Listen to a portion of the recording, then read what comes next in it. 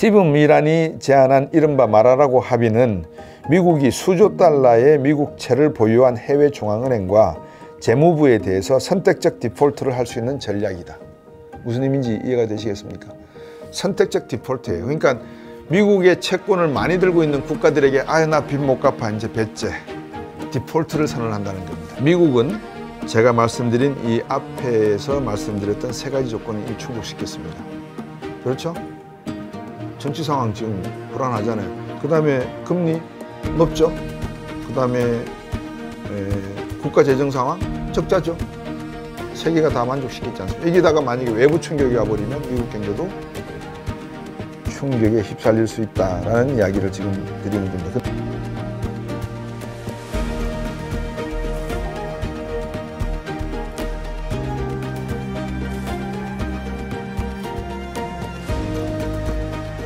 이 최근 들어서 상당히 이러한 가정들이 흔들린 게 있습니다. 뭐냐면, 그러니까 어떤 가정이냐면, 미국 채권은 단단해. 믿을 수 있어.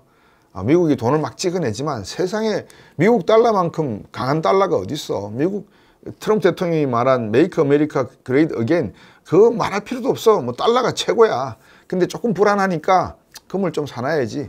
그러니까 금값이 올라가는 거고. 이거 달러가 잘못되면 어떡하지? 그러면 스테이블 코인 같은 걸 만들어 가지고 우리가 그걸 좀 활성화시키고 그럼 되지 않겠어? 너무나 쉽죠. 근데 국가 경제의 운영이라고 하는 것이 그냥 한 국가를 제가 예를 들기는 하지만 그래서 A 국가라고 그냥 가정을 할게.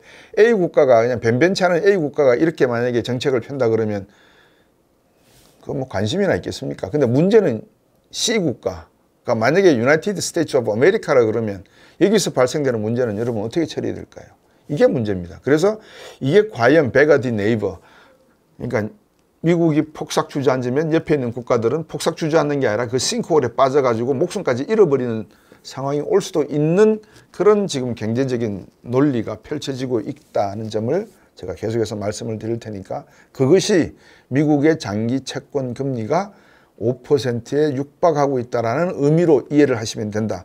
다시 말씀드리면 미래의 위험성이 계속 올라가기 때문에 내가 돈을 빌려줘도 장기적으로 빌려줘도 네가 장기적으로 버틸 수 있을지 없을지 내가 어떻게 믿어? 금리 더 내놔 이 뜻입니다.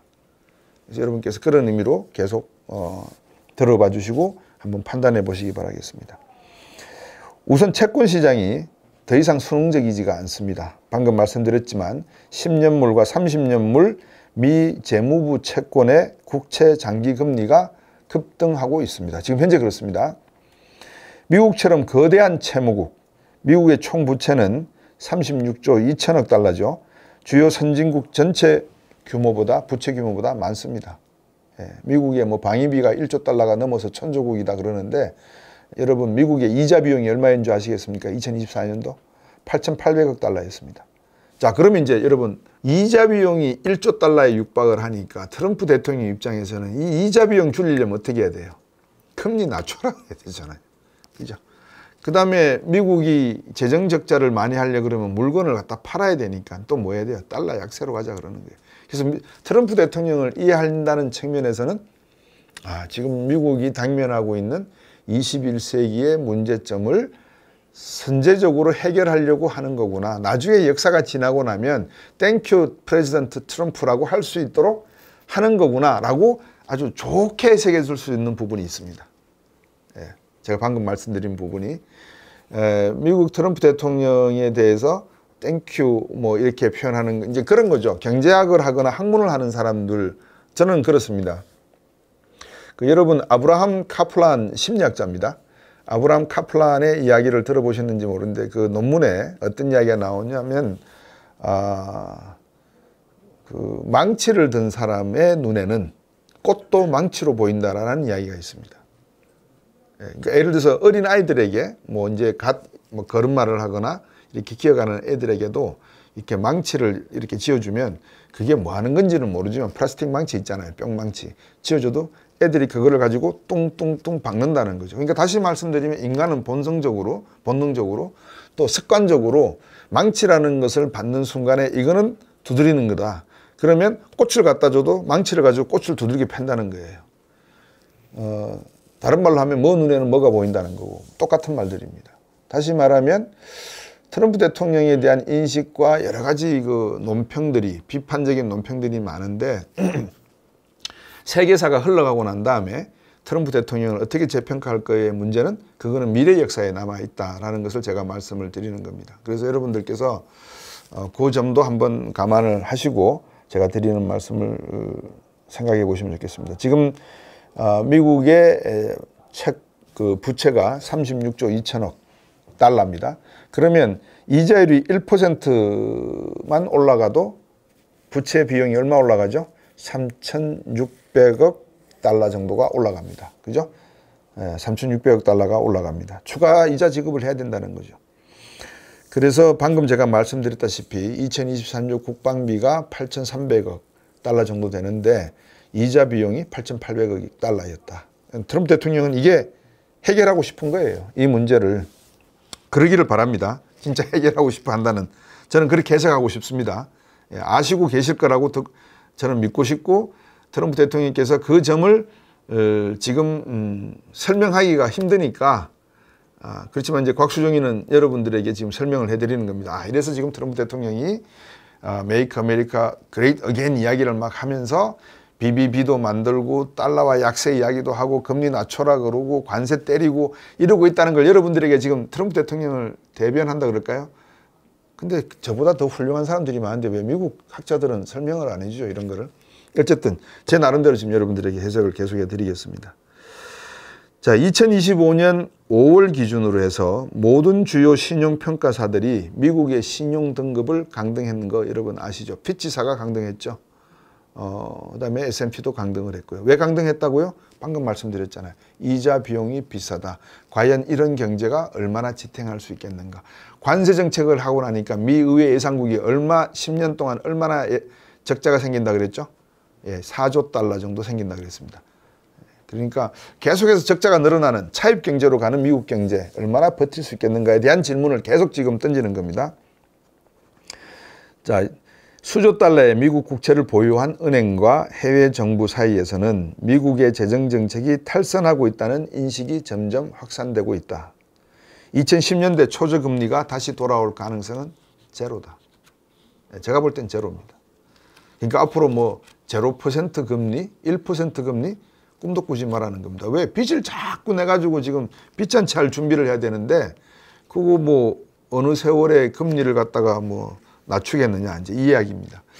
그래서 해결책은 마법 같은 해결책은 존재하지 않을 것 같습니다. 결국은 미국 국민들이 희생을 하든지 아니면 미국 국민들을 대신해서 주변 국가들이 희생을 당하든지 결국 그거 아니겠습니까? 그래서 이제 이 관점에서 제가 방송에서나 다른 제가 연합인포맥스에서 다른 분들 패널 분들과 인터뷰를 할 때 이제 그런 말씀을 드립니다. 심학습 시간에도 제가 말씀을 드렸죠.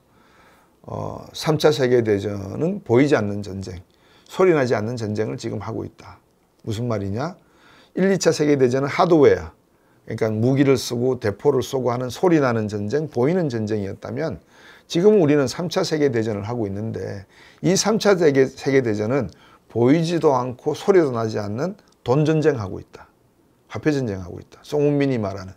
그러면 그 화폐전쟁의 개념이 어떻게 나타나느냐? 금리로도 나타나고 환율로도 나타나고 암호화폐로도 나타나고 정부의 재정적자로도 나타나고 금리의 수준으로 나타나고 다방면의 형태로 나타난다. 부동산 시장에서도 나타나고 모든 자산과 실물 경제에 고스란히 나타날 수밖에 없다. 것을 제가 말씀을 드리는 겁니다. 그래서 여기에는 해결책에는 마법이 존재하지 않는다. 트럼프 대통령의 높은 금리의 책임을 연준에게 돌리는 것은 심각한 잘못이다. 연준이 금리 올리고 싶어서 올리겠습니까? 그죠? 인플레이션 잡겠다는 거 아닙니까? 연준도 금리 떨어뜨리고 싶어 하는 거죠. 금리가 낮아야지 이자 비용도 줄어드는 거. 그걸 모르는 바보가 어디 있습니까? 그래서 여러분 이걸 갖다가 응용을 하시면 일본 중앙은행이 금리를 올린다 그랬을 때 일본 중앙은행이 부담해야 될 이자 비용, 재정 적자에 따른 이자 비용에 대한 부담이 더 커진다. 그렇게 되면 돈을 또 찍어내야 되잖아요. 그러니까 엔화는 더 가치가 떨어진다. 일본 경제학자들 중에서 앞으로 160엔에서 200엔대까지도 갈 수 있다는 이야기가 그렇게 해서 나오는 겁니다. 자, 연준은 하루짜리 단기금리, 콜금리죠. 은행과 은행 사이에서 돈을 빌려주고 하는 그 콜금리는 통제를 하고 있지만 장기금리는 글로벌 시장이 결정합니다. 예. 은행이 주요 대형 은행들이 매입을 하고 중앙은행, 주요 국가들 중앙은행이 매입을 하고 있는 미 재무성 채권은 글로벌 시장이 좌우지우지하지 뭐 콜금리 하듯이 하룻밤 사이에 일어나는 금리, 단기금리는 결정하지 않지 않습니까? 만약 연준이 단기금리를 너무 낮게 설정하고 시장이 인플레이션 상승을 예상한다면 장기금리도 따라서 오를 수밖에 없습니다. 예기치 못한 높은 인플레이션은 사실상 부분적인 채무 불이행 가능성과 같기 때문에 투자자들은 구매력이 떨어진 달러로 상환받게 되고 자연스럽게 더 높은 수익률을 요구할 수밖에 없습니다. 아니, 가치도 없는 달러를 받으면 이거 말이 안 되잖아요. 그러니까 뭘 더 달라는 거예요? 이자 더 달라는 거예요. 금리 더 달라는 거예요. 높은 금리 달라는 거예요. 그러니까 그 장기 채권 금리는 올라간다는 말입니다. 정부가 독립적인 중앙은행을 유지하는 주요 이유 중에 하나가 바로 투자자들에게 인플레이션이 억제될 것이라는 신뢰를 주어서 장기금리를 낮게 유지하고자 함에 있다는 겁니다. 그러니까 중앙은행이 독립적이다. 이제 우리가 많이 그런 이야기들 좀 하잖아요. 뭐 유튜브 채널 보시면 뭐 중앙은행의 독립성을 어떻고 저떻고 이야기하는데 다 떠나서 중앙은행을 왜 독립적으로 가져가야 되느냐. 특히 미국의 연준이 왜 독립적이 되어야 되느냐. 글로벌 시장에서 만들어지는 장기 금리에 대한 결정에 있어서 미국 시장이 안전하다고 하는 그 신뢰성을 담보해 주는 것이 미 연준의 금리 정책에 있기 때문에 그렇다. 장기 금리 정책에. 그러니까 미국 달러화의 대표적인 통화량 조절을 통한, 그러니까 여러분 스테이블 코인을 안정화시키려면 1달러의 가치를 만들려면 채권 사고 금 사고 담보물건 막 챙겨놔서 이 가격이 떨어지면 이거 팔아가지고 보충하고 이런 말 하잖아요. 그러니까 미 연준이 뭘 하냐면 달러화의 가치가 뚝 떨어지면 돈을 확 빨아당겨 가지고 달러화 가치를 옮기고 올리고, 또 달러 가치가 막 올라가면 돈을 막 풀어가지고 달러 가치를 떨어뜨리고, 요거를 뭐로 조정하죠? 돈을 풀고 줄이고 하는 걸 금리로 하잖아요. 금리가 높으면 돈이 줄죠. 금리가 낮으면 돈이 많이 풀리는 거죠. 그런 식으로 조정하는 것과 똑같은 스테이블 코인의 원리입니다. 그러니까 여러분들 이 조작을 잘 한번 생각해 보시면 원리는 다 비슷하니까요. 그래서 미 연준의 독립성을 훼손하게 된다면 정부의 차입 비용은 낮아지지 않고 오히려 더 높아질 가능성이 높다. 바로 이 점을 가지고 트럼프 대통령에게 제롬 파월 의장 해임할 생각하지 마라 그런 겁니다. 미 국채의 안정성에 대한 회의는 달러 자체에 대한 의구심으로 이어질 수밖에 없죠. 수십 년 동안 달러가 세계 기축통화라는 지위를 가진 덕분에 미국은 낮은 이자율 혜택을 누려왔는 것도 사실입니다. 이자율은 아마도 0.5에서 1% 정도 낮아질 수 있을 겁니다. 그렇지만 미국이 이처럼 비정상적으로 높은 수준의 부채를 지금 안고 있으면서 달러화 지위가 계속해서 세계 기축통화로 간다는 것은 절대적이지 않을 수도 있습니다. 다시 표현해 드렸습니다. 지금 무슨 말로 할까 하다가 제가 생각해 난 말이 절대적이지 않을 수 있다. 좀 말이 길어졌습니다. 원래는 짧게 미국 달러와의 기축통화가 안전함의 보장되지 않는다. 뭐 이렇게 표현을 해야 되는데 제가 조금 완화시켜서 절대적이지 않을 수도 있다. 이렇게 표현을 했습니다. 왜냐하면 아직도 이제 변수가 좀 많이 있어서 제가 이제 그런 표현을 했는데 그냥 제 소신대로 말씀드리자면 달러화는 어쨌든 간에 제가 오프라인 강연 시간 때도 그런 말씀을 드렸거든요. 한 분이 질문을 하셔가지고 여기 100만 달러짜리 묶음이 있는데 달러로 100만 달러가 있고 우리나라 원화로 100만 달러에 해당하는 얼마 100만 달러면 한 13억 정도 되네요. 5만 원권 13억이 여기 있고 일본 엔화 묶음으로 100만 달러가 있고 유로화로 100만 달러에 해당하는 묶음이 있다면 여러분들에게 자 미국 100만 달러, 우리나라 원화로 된 100만 달러에 달하는 13억 원, 그 다음에 일본의 엔 100만 달러에 해당하는 엔 여기에 1억 3천억 정도 되겠죠. 여기에 유로화 100만 달러니까 한 90만 유로 정도 되겠네요. 그 정도가 있다. 그럼 똑같은 100만 달러 가치다. 이 중에서 여러분들 가져가시고 싶은 화폐로 가져가십시오. 그러면 여러분 어느 화폐로 가져가시겠어요? 유로화? 1번이 달러화 아니겠어요? 2번이 유로화, 3번이 엔화, 4번이 위안화, 5번이 원화. 원화는 아무도 안 가져가실 것 같은데요. 정직하게 이야기해서. 그런 식으로 우리가 이해를 하면 지금 미국 달러와의 지위는 불안하지만 미국 달러와의 지위가 불안하다고 해서 다른 통화의 상대적 지위가 올라간다라고 표현할 만큼 다른 나라의 재정의 문제도 안전하지가 않다는 것을 이해를 해야 된다. 지금 제가 말씀드린 로고프 교수도 자기 논문에는 어떻게 쓰셨냐면 미국 달러와 가치가 떨어지니까 얘들 가치가 올라간다. 그래서 많은 사람들이 이제 유로화 사 모으려고 그러고 파운드를 사려고 그러고 그런 식으로 기축통화의 변화가 일어날 가능성이 있다. 위안화가 올라갈 가능성 이런 말씀을 하시는데 그냥 상식적으로 생각해서 미국 달러화가 종이가 되는데 영국 파운드화하고 유로화가 종이보다 더 비싼 금박지가 되고 중국 위안화가 플래티늄 박지가 될 수 있을까요? 뭐 될 수도 있겠죠. 근데 저는 그렇지가 않을 것 같아요. 그냥 상식적으로 그냥 시장에서 물건 사고 팔 때에 생각하는 그 돈의 개념으로 이해하면 미국 달러화가 종이 조각이 된다고? 그럼 세계 경제 망하는 거지 뭐. 그 생각이 든단 말이죠. 예. 자, 그래서 미국의 부채 규모가 이 정도가 되니까 결국은 미국 달러와의 지위도 문제가 생긴다라는 질문이 던져졌다는 거죠. 미국 정책에 대한 불확실성이 더해지면서 트럼프 대통령이 단기 정책을 지금 계속해서 때리고 있잖아요. 단기적으로 글로벌 중앙은행과 해외 투자들은 보유 달러 자산의 총량을 줄여나가려고 한다.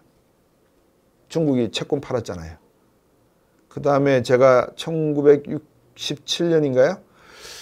드골 대통령이 2천억 달러 외환보유고 들고 그때 금본위제도 할 때, 고정환율 할 때 닉슨 대통령에게 찾아가서 닉슨 대통령 임기 때죠. 찾아가서 이거 외환보유고 2천억 달러를 금으로 바꿔주시오 빨리. 왜냐하면 가치가 막 떨어지고 1온스에 금 1온스에 35달러 하던 게 1온스에 60달러로 막 가치가 떨어지니까 빨리 금으로 바꾸려고 그러니까 닉슨 대통령이 71년도에 못 받고 이래버렸거든요. 닉슨 샥이라 말씀드렸잖아요. 그런 형태가 지금 벌어지고 있는 상황일 수도 있다라는 점입니다. 그래서 중장기적으로 놓고 보면 달러화가 위안화, 유로화 심지어 암호화폐에게 시장 점유율을 내줄 수도 있지 않겠는가. 로고프 교수의 지금 이야기를 제가 전해드리는 겁니다. 어느 쪽이든지 해외의 부채 수요는 줄고 미국 금리를 더 끌어올리게 되고 부채 탈출을 더욱더 어렵게 만들 수밖에 없는 상황이다. 지금 상황이 그렇습니다. 트럼프 행정부는 이제 여기서부터 여러분께서 조금 더 제가 앞에서는 배경 설명을 지금 방금 해드렸습니다. 자, 재정 부채다, 미국이 달러 흥청망청 섰다, 공짜 정심으로 생각했다, 연준이라고 하는 독립성이라고 하는 것은 장기 채권 금리의 어떤 신뢰성을 담보로 하는 것이지 단기 채권의 담보를 하는 것은 아니다. 단기 채권의 금리를 담보로 하는 것은 아니다. 이것은 미국 달러와의 신뢰성과 일치하는 것이다. 이렇게 설명을 드렸고, 자, 이제부터 트럼프 행정부의 통화정책, 재정정책을 말씀을 드리겠습니다. 트럼프 행정부는 연준 장악만으로 부족할 경우 늘어나는 부채 상환에 대해서 더 과감한 조치를 할 수 있다는 점을 지금 시사하고 있습니다. 그게 뭔가 여러분 많이 들어보셨죠? 여러분 잘 아시는 스티븐 미란의 이야기를 제가 조금 해드릴까 합니다. 참고하십시오. 2024년 11월 미국 트럼프 대통령의 경제자문위원회 Council of Economic Affairs에서 Advisors에서 의장인 스티븐 미란이 제안한 이른바 마라라고의 합의는 들어보셨죠? 그 1세기 채권 펀드를 사라 이런 말씀을 드렸고 저는 이제 그런 식으로 여러분들에게 말씀드린 적이 있었습니다. 근데 로고프 교수도 같은 시각을 지금 던지고 있습니다. 어떤 내용이냐면 스티븐 미란이 제안한 이른바 마라라고 합의는 미국이 수조 달러의 미국채를 보유한 해외 중앙은행과 재무부에 대해서 선택적 디폴트를 할 수 있는 전략이다. 무슨 의미인지 이해가 되시겠습니까?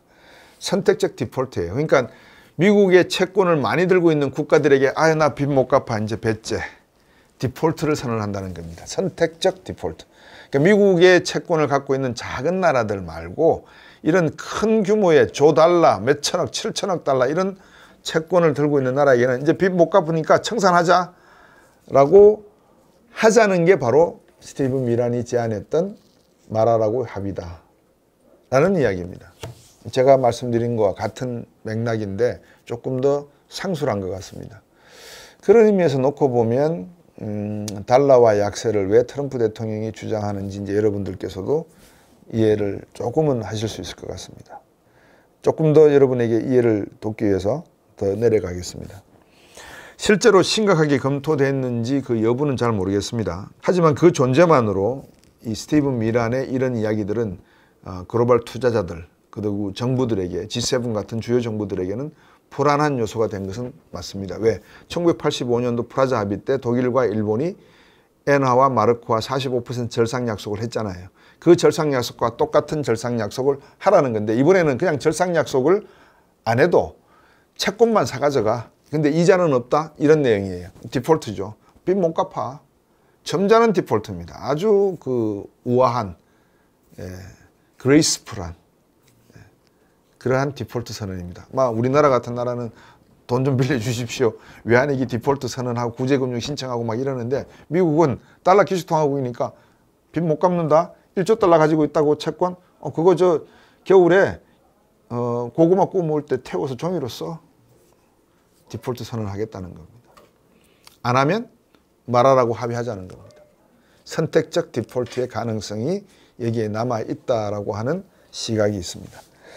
자, 장기금리가 급등을 하고 지금 5%까지 가고 있지 않습니까? 공공부채가 2차 세계대전 이후에 정점에 이르고 있고 해외 투자자들이 점점 더 조심스러워하고 두려워하는 가운데 정치인들이 추가적인 차입 억제에는 관심이 없는 상태입니다. 미 하원과 상원에서 민주당, 공화당 어느 의원들도 돈 더 빌리자. 지금 미국의 연방정부 셧다운 이야기가 지금 나오고 있거든요. 정치인들은 관심이 없는 상황에서 한 세기에 한번 올까 말까 하는 미국 부채 위기는 제가 볼 때는 더 이상 허황된 이야기가 아닌 것 같습니다. 그래서 아마 화폐 전쟁을 썼던 송홍빈 교수의 이야기는 약간 환율 전쟁의 개념이지만 제가 말씀드린 대로 이 부채 위기, 재정 적자의 위기가 결국은 미국 경제를 한번 건드릴 것이고 건드리게 되면 그 다음에 세계 경제가 어떻게 될 것인가 이거 고민 안 할 수가 없거든요. 그 시점을 제가 표영호 TV에 나가서 한문도 교수하고 표영호 대표가 있는 자리에서 2027년 플러스 1, 2년 그랬더니만 한문도 교수가 잽싸게 그거를 눈치를 채셔가지고 10년 주기로 변하는 이야기를 경제독법에서 읽었는데 그 말씀을 하시는 거냐. 그래서 그렇다. 제가 그렇게 이야기했고 그 근거는 바로 여기에 있습니다.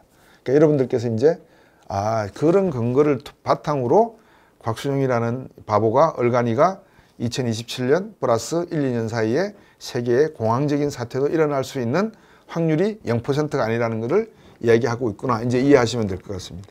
역사적으로 부채와 금융위기는 국가 재정 상황이 이미 불안정하고 금리가 높아지고 정치적 상황이 마비돼 가고 있는 가운데에 여기에 충격이 덮쳤을 때 벌어지는 겁니다. 역사적으로 한번 놓고 보시면 그렇습니다. 제가 방금 말씀드렸던 네 가지 조건이잖아요. 금융위기 나오는 게 재정위기, 금리, 높은 금리, 정치적 갈등, 충돌, 그리고 이 세 가지가 있는 가운데서 외부적 충격이 딱 가해지면 경제가 폭삭 주저앉습니다. 그럼 우리나라를 한번 볼까요? 우리나라의 지금 재정 상황은 불안정하다, 안정하다. 안정하다. 숫자적으로는 안정하다. 금리는 높다, 낮다. 낮다. 근데 시장금리는 높죠. 은행 간 금리는 상당히 낮게 체결이 되어 있는데 주택담보대출도 뭐 3%에서 5%인데 시장 다른 이금융권 금리는 19%, 17%막 이렇거든요. 무슨 소리야? 신용도가 높은 1% 상위 소득자들에게는 해당되지 않는 말씀인데 중산층 가정과 자영업자 소상공인들 중에서 부채 규모가 많은 분들에게는 일반 이금융권 이용할 때의 금리가 제가 알기로는 20%에 육박하는 걸로 알고 있습니다. 정치 상황이 마비되어 있습니까? 정치 상황이 아주 혈액순환이 잘 되고 있습니까? 대한민국이. 여러분이 알아서 판단하십시오. 자, 여기에 충격이 덮쳐지면 나라는 망한다 그랬습니다. 우리나라는 앞에 3개 조건 중에서 제가 볼 때는 많이 봐줘서 하나는 아닌 것 같아요. 재정은 아직 건전한 것 같아요. 그래서 2개는 충족을 시키고 있는 것 같고 제 개인적인 판단입니다. 이제 어떤 충격이 덮여지면 그 하나마저도 휩쓸고 지나갈 수 있는 충분히 높은 쓰나미가 될 것이다. 그 하나가 뭐냐? 중국 부동산이 무너져서 중국 경제가 공황으로 빠져버리거나 불황으로, 대불황으로 빠져버릴 경우, 미국 경제가 폭락할 경우, 그 경우는 외부 충격이 어마저마할 것이다. 여러분들 인터스텔라에 보시면 그 위성에서 나오는 그 산더미가 산처럼 보이던 게 나중에 쓰나미 파도처럼 들이닥치잖아요. 그런 형태가 될 것이다. 그래서 퍼펙트 스톰이 멀지 않았다라고 하는 위기 대응 프로그램을 여러분들이 갖고 계시라는 말씀을 제가 그래서 드리는 겁니다. 확률이 제로가 아니잖아요. 자, 재정 괜찮아. 우리나라 재정은 GDP 대비 뭐 50% 안 돼. 채. 60%가 빨간불 켜졌는데 아이고 우리나라 빨간불 안 켜졌어. 자, 민생지원금 나눠드릴게요. 쓰세요. 15만 원씩. 자, 여러분 지역화폐 발행할게요. 쓰세요. 자, 이제 그러다 보면 이제 경제 살리기 위해서 뭐 돈 쓰다 보면 또 60% 되겠죠. 그래도 우리는 아직은 안전해요. 재정. 금리는 높습니다. 20%. 자영업자 소상공인들. 부동산 시장 금리가 높지 않다면 왜 부동시장이 활성화가 안 되겠습니까? 금리 높죠. 돈을 안 빌려준다는 것은 금리 높다는 말과 같은 의미예요. 다른 의미가 아닙니다. 그 다음에 세 번째 정치적 상황 모르겠습니다. 별로 안 좋은 것 같아요. 이 세 가지는 제가 볼 때 세 가지 중에 두 가지는 안 좋아요. 거기다가 외부 충격 오면 쓰나미의 퍼펙트 스톰은 우리 경제를 휘몰아칠 수 있다. 그래서 2027년 플러스 1, 2년 여러분들께 말씀을 드리고 자꾸 제가 반복해서 말씀을 드리는 겁니다. 확률이 제로가 아니다. 이제 제가 경제연구소에 있을 때 그런 말들을 해요. 연구원들이 막 이렇게 보수적으로 예측을 하고 전망을 하고 하다 보면 이제 우스갯소리입니다. 우스갯소리라는 말이 책임감 없는 우스갯소리가라는 게 아니고 예측을 하는 사람들은 상당히 그 스트레스를 많이 받잖아요. 그런 많은 실패와 도전을 통해서 이제 이 정답치로 이렇게 수렴해 가는 게 전망이고 예측이지만 처음에 온 사람들에게 예측과 전망을 하라는 건 상당히 힘들거든요. 그래서 실수 같은 걸 뭘 놓쳤는지를 많이 봐야 됩니다. 이제 그런 과정 속에서 전망할 때 그럽니다. 보수적으로 전망해서 틀리면 욕은 얻어먹지 않습니다. 경제 위기가 온다. 야, 막 큰일 났다. 막 이럴 때 조심스럽게 우리가 경제 운영합시다라고 예측을 했을 때 경제 성장률을 1.9로 할까 2.0으로 할까 막 발표할 때 정부 눈치도 막 봐야 될 거 아니에요. 삼성경제연구소에서 내년도 경제 전망치를 2.1로 발표하는 거하고 1.9로 발표하는 거하고 틀리잖아요. 1하고 2하고 틀리지 않습니까? 그런 눈치를 보는데 그래도 우리나라 경제가 조금은 좀 조심스럽게 봐야 된다. 그래서 2.0으로 탁 내놓는 것이 났을 때 나중에 실제 경제가 좋아버렸단 말이야. 아이, 삼성경제연구소 숫자 다 틀렸네. 그래서 요건 적게 얻어먹어요. 근데 야, 경제 좋습니다. 우리 내년 경제 3.0 갑니다. 그랬다가 실제로 뚜껑을 딱 여니까 2.1 나왔다. 아유, 그거 뭐 명예가 엄청난 손상이 오죠. 그래서 될 수 있으면 금융인들도 그렇고 경제 전망을 하는 사람들은 좀 보수적인 입장이 있다라는 점을 여러분들께서 감안하시고 보시고 숫자의 방향성을 보시는 거지 숫자의 크기를 보시면 안 됩니다. 경제 전망치는. 미국은 제가 말씀드린 이 앞에서 말씀드렸던 세 가지 조건을 이미 충족시켰습니다. 그렇죠? 정치 상황 지금 불안하잖아요. 시카고, LA, 워싱턴 DC에 주 방위군이 지금 파견돼 있다니까요. 정치적인 발언도 제대로 못한다니까. 말 삐끗했다가는 카네기 홀 정부 2억 달러 지원금 2억 5천만 달러인가요? 지원금 중단. 대학교 연구비 중단. 이래버리니까 정치 상황은 또 그렇죠. 그 다음에 금리 높죠. 그 다음에 국가 재정 상황 적자죠. 세 개가 다 만족시키지 않습니까? 여기다가 만약에 외부 충격이 와버리면 미국 경제도 충격에 휩쓸릴 수 있다라는 이야기를 지금 드리는 겁니다. 근데 그 외부 충격이 뭘까요? 그죠? 외부 충격이 무엇일까가 이제 문제인 것 같습니다. 남은 것은 그래서 충격뿐인 것 같습니다. 비록 노골적인 부채 위기를 피한다 하더라도 신용도에 대한 신뢰가 급격히 악화된다면 그 영향은 심각할 수도 있을 거라고 저는 봅니다. 정책 위반자들이 이러한 시나리오가 왜 전개될 수가 있는지, 정부가 어떤 도구를 보유하고 있는지 등을 인식하는 것이 지금은 상당히 시급합니다. 그래서 우리나라의 정부 당국자들도 지금 이 점을 국민들에게 말씀은 안 하셔도 미국이 이렇게 파도에 히말리아 산만한 바위 덩어리가 태평양에 풍 떨어지면 위성이 충돌하면 핵 폭발 수위가 어느 정도 날 것인가를 계산해서 그거를 미리 준비하고 대응하는 게 정부의 역할이고 헌법에 보장된 국민들의 행복한 삶을 추구할 수 있는 권리를 보장하는 길 아닙니까? 그래서 정책 위반자들이 이러한 신호래가 왜 어떻게 쟁취될 수 있는지를 다시 한번 또 정부는 어떤 도구를 가지고 있는지를 국민들과 소통하시면서 계속해서 국민의 행복 추구권을 좀 보장해 주셨으면 좋겠다는 말씀을 드리고 장기적으로 심각한 부채 위기나 더 가능성이 높은 인플레이션 악순환이 미국과 세계 경제를 잃어버린 10년으로 몰아놓고 달러와의 기축통화 지위를 약화시키면서 미국의 힘을 갉아먹을 수 있을 수도 있지 않겠는가 하는 말씀을 드립니다.